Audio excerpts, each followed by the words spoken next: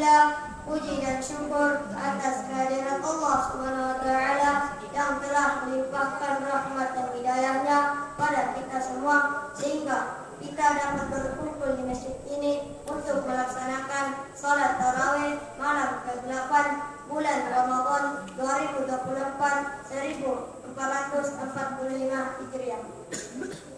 Salawat dan salam semoga tetap terlimpahkan kepada junjungan Nabi Muhammad SAW, Nabi yang telah membawa kita menuju jalan yang penuh cahaya dan berkah, yakni agama Islam.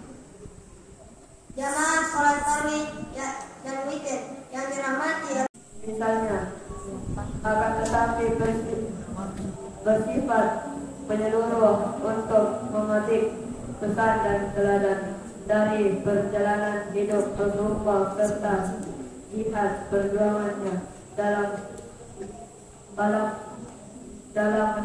menegakkan agama Allah di muka bumi ini. Memang kehadiran beliau dan diutusnya sebagai Rasul merupakan kenikmatan. Maliki yaumiddin, iyyaka na'budu wa iyyaka nasta'in, ihdinas siratal mustaqim, siratal ladzina an'amta 'alaihim, ghairil maghdubi 'alaihim waladdallin.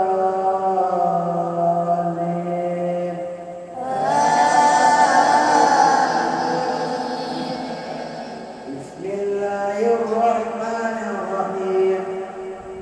Ya ayyuhalladzina amanu qumu Allaha tawbatan nasuha, asa rabbukum an yukaffira ankum sayyi'atikum wa yudkhilakum jannatin Ar-Rahmanir Rahim.